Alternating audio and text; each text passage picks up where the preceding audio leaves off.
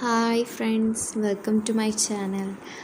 അപ്പോൾ ഇന്ന് നമ്മൾ പറയാൻ പോകുന്നത് ജോഗ്രഫിയിലെ 10th സെക്കൻഡ് ചാപ്റ്ററായ in search of source of wind എന്നുള്ള ചാപ്റ്ററിലെ ഒരു ഇമ്പോർട്ടൻറ്റ് ടോപ്പിക്കായ വിങ്സിനെ പറ്റിയിട്ടുള്ള കുറച്ച് പാരഗ്രാഫ്സാണ്. അപ്പോൾ എങ്ങനെയാണ് വിൻഡിനെ എഫക്റ്റ് ചെയ്യുന്ന ഫാക്ടേഴ്സ്, ഡയറക്ഷൻ ഓഫ് വിൻഡ് എന്തിനൊക്കെ ബേസ് ചെയ്തു, അങ്ങനത്തെ കുറച്ച് വിൻഡ് എന്താണ്, അറ്റ്മോസ്ഫിയറിക് പ്രഷറും വിൻഡും തമ്മിലുള്ള കണക്ഷൻ എന്താണ്, ഇതൊക്കെ പറ്റിയിട്ടാണ്.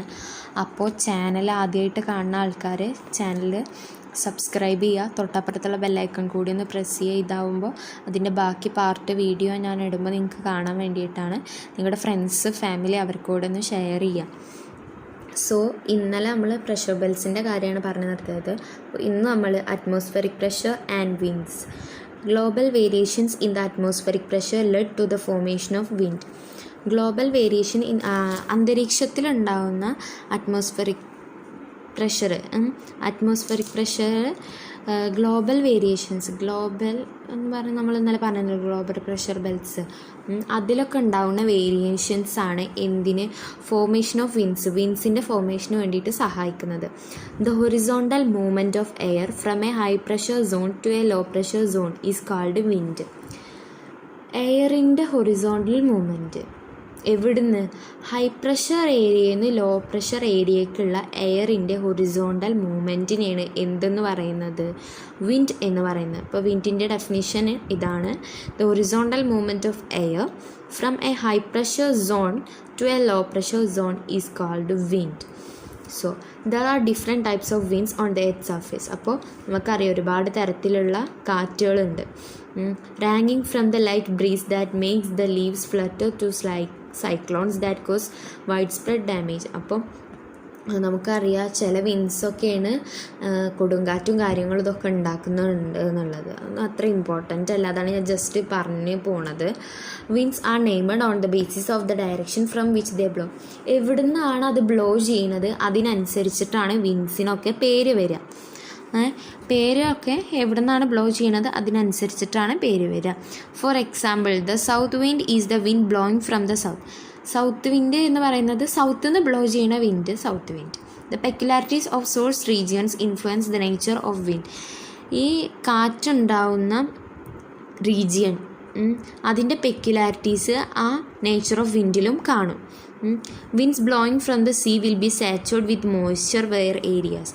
അപ്പോൾ കടലിൽ നിന്ന് വീശുന്ന കാറ്റിന് അതിൻ്റെ ഒരു മോയ്സ്ചർ കണ്ടൻറ്റ് ഉണ്ടാവും. The moisture content will be less in winds blowing from. ഇപ്പോൾ ഡ്രയർ ഏരിയാസ് നിന്നുള്ള കാറ്റ് വീശുമ്പോൾ അതിൽ എന്ത് കുറവാകും, മോയ്സ്ചർ കണ്ടൻറ്റ് കുറച്ച് കുറവാകും. ആൻഡ് ഇവിടെ നിന്നാണ് നമ്മൾ ഇമ്പോർട്ടൻറ്റ് ടോപ്പിക് തുടങ്ങുന്നത്. The speed and direction of wind. The speed and direction of wind are based on. അപ്പോൾ വിൻഡിൻ്റെ സ്പീഡിനും ഡയറക്ഷനും ബേസ് ചെയ്യുന്ന കുറച്ച് ഫാക്ടേഴ്സ് ഉണ്ട്. അതെന്താണെന്നാണ് എക്സാമിന് ചോദിക്കുക. 3 മാർക്കിൻ്റെ ക്വസ്റ്റ്യൻ ആയിട്ട് എന്തായാലും വരാറുള്ളതാണ്. അപ്പോൾ പഠിച്ചു വെക്കണം. ഫസ്റ്റ് ഫാക്ടേഴ്സ് എന്താണ്, ഫസ്റ്റ് 1 വേർഡ് ക്വസ്റ്റ്യൻ ഒക്കെ ആണെങ്കിൽ ഫാക്ടേഴ്സ് എന്താണ് അതും 3 മാർക്കിന് തന്നെ ചോദിക്കാറ്. അപ്പോൾ ആദ്യം അത് നോക്കി വെക്കാം. പ്രഷർ ഗ്രേഡിയൻറ്റ് ഫോഴ്സ്, ആദ്യത്തെയാണ് പ്രഷർ ഗ്രേഡിയൻറ്റ് ഫോഴ്സ്. നമ്മൾ പ്രഷർ ഗ്രേഡിയൻറ്റ് ഫോഴ്സ് എന്താണെന്നാണ് പറയാൻ പോകുന്നത്. The pressure gradient is said to be steeper when the pressure difference is more. Pressure difference കൂടുതലാണെന്നുണ്ടെങ്കിൽ പ്രഷർ ഗ്രേഡിയൻറ്റ് ഫോഴ്സ് കുത്തനെ കൂടുതലായിരിക്കും.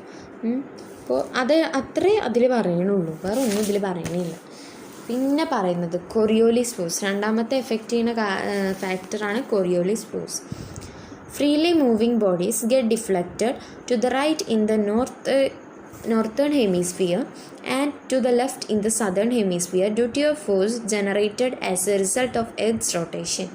അപ്പോൾ ഞാൻ പറയുന്ന കാര്യം ശ്രദ്ധിക്കുക, ഇത് എക്സാമിന് എപ്പോഴും ചോദിക്കാറുള്ളതാണ്. കൊറിയോലിസ് ഫോഴ്സ്, ഫ്രിക്ഷൻ, പിന്നെ പ്രഷർ ഗ്രേഡിയൻറ്റ് ഫോഴ്സ്. അതിൽ ഏറ്റവും ഇമ്പോർട്ടൻ്റ് ആയിട്ടുള്ളത് കൊറിയോലിസ് ഫോഴ്സ് ആണ്. പിന്നെ ഫെറൽസ് ലോ എന്ന് പറഞ്ഞിട്ടുള്ള ഒരു ലോ ഇതിൻ്റെ കൂടെ വരുന്നുണ്ട്. അപ്പോൾ നിങ്ങളടുത്ത് എന്തായാലും പഠിച്ചു വെക്കണം. ഒന്നല്ലെങ്കിൽ പബ്ലിക് എക്സാം, അല്ലെങ്കിൽ മോഡൽ, അല്ലെങ്കിൽ ഇങ്ങനെ ഏതെങ്കിലുമൊക്കെ എക്സാമിന് ഇത് ചോദിക്കും. നമുക്ക് പറയാൻ പറ്റില്ല ഏതൊക്കെ ചോദിക്കുക എന്നുള്ളത് പറയാൻ പറ്റില്ലല്ലോ. അപ്പോൾ ഇമ്പോർട്ടൻ്റ് ആയിട്ടുള്ളതാണ് ഇതൊക്കെ.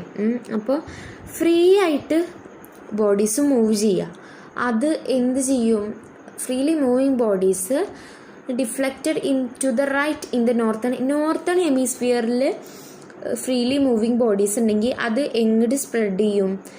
നോർത്തേൺ ഹെമിസ്ഫിയർ അതിൻ്റെ റൈറ്റിക്ക്, നോർത്തേൺ ഹെമിസ്ഫിയറിൻ്റെ റൈറ്റിക്ക് അത് സ്പ്രെഡ് ചെയ്യും. ഇവിടെ ഫിഗർ കൊടുത്തിട്ടുണ്ട്. അപ്പോൾ അതിൻ്റെ റൈറ്റിക്ക് അത് സ്പ്രെഡ് ചെയ്യും.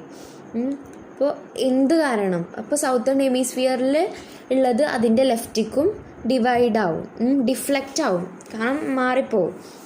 അപ്പോൾ നോർത്തേൺ ഹെമിസ്ഫിയറിലുള്ളത് അതിൻ്റെ റൈറ്റിക്ക് ഡിഫ്ലക്റ്റ് ആവും, സദേൺ ഹെമിസ്ഫിയറിലുള്ളത് അതിൻ്റെ ലെഫ്റ്റിക്ക് ഡിഫ്ലക്റ്റ് ആവും. അപ്പോൾ എർത്തിൻ്റെ റൊട്ടേഷൻ കാരണം ഒരു ഫോഴ്സ് അവിടെ ജനറേറ്റ് ചെയ്യുന്നുണ്ട്. ആ ഫോഴ്സ് കാരണമാണ് ഇത് സംഭവിക്കുന്നത്. ഇതിനാണ് എന്തെന്ന് പറയുന്നത്? കൊറിയോലിസ് ഫോഴ്സ് എന്ന് പറയുന്നത്. എർത്തിൻ്റെ റൊട്ടേഷൻ കാരണം അവിടെ ഒരു ഫോഴ്സ് ജനറേറ്റ് ചെയ്യുന്നുണ്ട്. ആ ഫോഴ്സ് കാരണം നോർത്തേൺ ഹെമിസ്ഫിയറിൽ ഫ്രീ ആയിട്ട് മൂവ് ചെയ്യുന്ന ബോഡീസ് അതിൻ്റെ റൈറ്റിക്കും സദേൺ ഹെമിസ്ഫിയറിലുള്ളത് അതിൻ്റെ ലെഫ്റ്റിക്കും എന്ത് ചെയ്യുന്നുണ്ട്? ഡിഫ്ലക്റ്റ് ചെയ്യുന്നുണ്ട്. ഇതിനെയാണ് എന്തെന്ന് പറയുന്നത്? Coriolis force. This force increases as it move towards the poles from the equator. ഇക്വേറ്ററിന് പോൾസിൻ്റെ ഭാഗത്തേക്ക് മൂവ് ചെയ്യുന്തോറും ഈ ഫോഴ്സ് കൂടിക്കൂടി വരും. Admiral Farrell found out that the winds in northern hemisphere deflected towards their right and those in southern hemisphere deflected towards their left due to Coriolis effect. അപ്പോൾ admiral Ferrel എന്ന് പറയുന്ന ഒരു scientist കണ്ടുപിടിച്ചു എന്ത്? Winds in the northern hemisphere. Northern ഹെമിസ്ഫിയറിലുള്ള winds deflect towards their right, അവരുടെ റൈറ്റിക്ക് deflect ചെയ്യും. സദേൺ ഹെമിസ്ഫിയറിലുള്ള വിൻസ് അതിൻ്റെ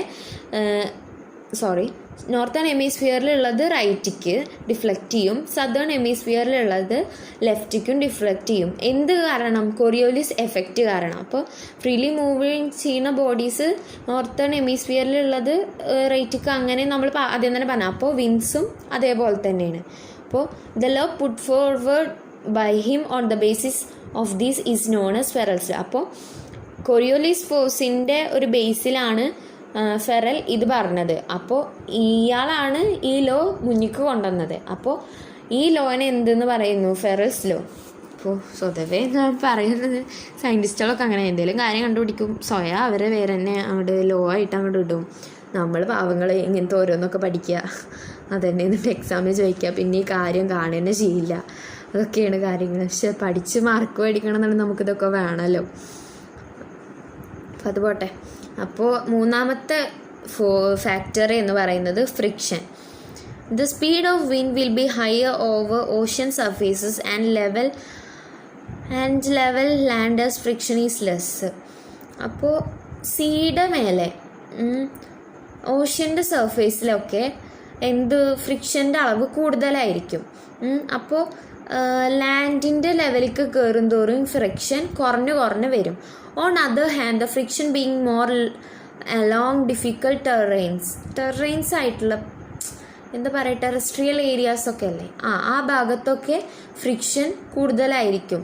and places with dense forest cover the speed of wind will be less in those places. അപ്പോൾ ഈ ഡെൻസ് ഫോറസ്റ്റ്, കണ്ടൽക്കാടുകളൊക്കെ, കാടാൽ മൂടപ്പെട്ട ഭാഗങ്ങളൊക്കെ ഉണ്ടാവില്ലേ, അങ്ങനത്തെ പ്ലേസസിലൊക്കെ, കണ്ടൽക്കാട് തന്നെയാണ് കേട്ടോ. അപ്പോൾ അങ്ങനത്തെ പ്ലേസസിലൊക്കെ സ്പീഡ് ഓഫ് വിൻഡിൻ്റെ സ്പീഡ് കുറവായിരിക്കും. അത്രയാണ് പറയുന്നത്. പിന്നെ ഇവിടെ പറയുന്നത് പ്രഷർ ബെൽസ് ആൻഡ് വിൻസ് ആണ്. അത് നമ്മൾ ഇന്ന് പറയുന്നില്ല തൽക്കാലം. അത് കുറച്ച് പറയാനുണ്ട്, ഞാൻ നിങ്ങളുടെ അടുത്ത് കുറച്ച് പറയാനുണ്ട്. അപ്പോൾ അത് നമ്മൾ അടുത്ത ക്ലാസ്സിൽ എന്തായാലും പറയും. So thank you. ക്ലാസ് കേട്ട എല്ലാവർക്കും നന്ദിയുണ്ട്. അപ്പോൾ ചാനൽ സബ്സ്ക്രൈബ് ചെയ്യാത്ത ആൾക്കാർ ചാനലൊന്ന് സബ്സ്ക്രൈബ് ചെയ്യുക, തൊട്ടപ്പുറത്തുള്ള ബെല്ലൈക്കൺ കൂടി ഒന്ന് പ്രസ് ചെയ്യുക, നിങ്ങളുടെ ഫ്രണ്ട്സ് ഫാമിലി അവരോടും കൂടി ഒന്ന് പറയുക, അവർക്ക് ഷെയർ ചെയ്യുക. എല്ലാവരും നന്നായിട്ട് പഠിക്കുക, നല്ല മാർക്ക് പഠിക്കുക, പോയിൻ്റ് വൈസ് ആയിട്ട് പഠിക്കുക, ബൈ ഹാർട്ട് ചെയ്ത് പഠിക്കരുത്, മനസ്സിലാക്കി എല്ലാ സബ്ജക്റ്റും പഠിക്കുക. So thank you friends.